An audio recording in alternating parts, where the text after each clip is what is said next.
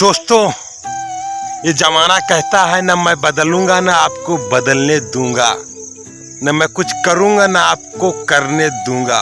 दोस्तों नमस्कार, मैं अमरनाथ पटेल आप लोगों का फिर से इस वीडियो में हार्दिक स्वागत एवं अभिनंदन करता हूं। दोस्तों, एक बार वैज्ञानिकों ने कुछ बंदरों पर शोध किया।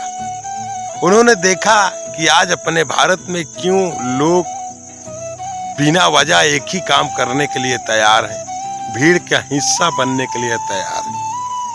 तो एक बड़े से पिंजड़े में लगभग 8-10 बंदर बंद कर दिए। उसके बाद उसी पिंजड़े में ऊपर केले लटका दिए और केले तक पहुंचने के लिए एक सीढ़ी लगा दी।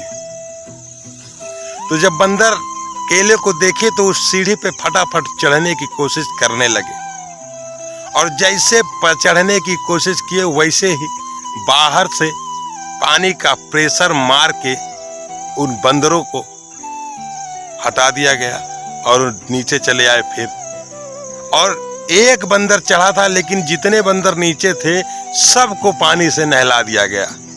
मतलब कहने का ये है कि एक बंदर की सजा सबको मिली। फिर दूसरा बंदर कुछ देर के बाद हिम्मत किया, फिर वो भी जाने लगा, तो वही हाल उसका भी हुआ। तेज पानी के धार से उसको मारा गया और उसके बाद बाकी जो बंदर थे सबको फिर से भिगोया गया। यही हाल होता रहा। काफी देर से सब बंदर सहमे बटुरे बैठे हुए थे दुपक के और सोच रहे थे कि इस बंदर के कारण हमारी भी यही हाल हुई है। काफी देर के बाद फिर कुछ बंदर हिम्मत किए कि चढ़ के फिर खाएं, फिर वही हाल हुआ। ये हुआ कि दूसरा बंदर उसमें डाला जाए, तो उसमें से एक बंदर को निकाल लिया गया और एक नया बंदर उस पिंजड़े में डाला गया। जैसे नया बंदर उस पिंजड़े में डाला गया, उसको कुछ नहीं पता था। वो जाते ही केले की तरफ झपटा और जैसे केले की तरफ झपटा वैसे ही उसके ऊपर फिर पानी मारा गया। बाकी के बंदरों को फिर से भिगो दिया गया। मतलब कि एक बंदर के बदौलत सारे बंदरों को सजा मिल रही थी। तो अब सारे बंदर ये देखने लगे कि अगर कोई बंदर जाएगा केला लाने तो उसको रोका जाएगा, क्योंकि इसी के कारण हम लोगों की सजा मिल रही है।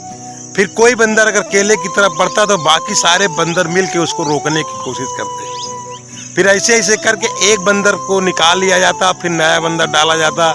नया बंदर भी यही कोशिश करता, फिर जाता तो उसको फिर से पानी से भिगोया जाता, बाकी बंदरों को फिर से भिगोया जाता। यही हाल होता रहा। तो बाकी बंदर एकदम से डर गए, सहम गए। फिर उन्होंने हिम्मत नहीं की केला खाने की। ऐसे करके जो नए बंदर थे,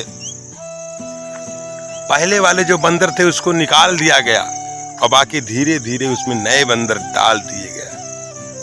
लेकिन वही हाल उन बंदरों को फिर से वही भोगना पड़ रहा था।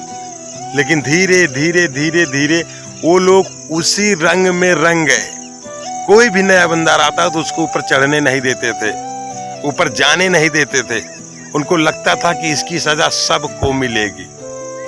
तो दोस्त, धीरे धीरे एक एक करके सारे बंदरों को निकाल लिया गया। लेकिन नए बंदर जब उसमें पूरे चले गए, लेकिन तब भी कोई केला खाने नहीं चढ़ रहा था।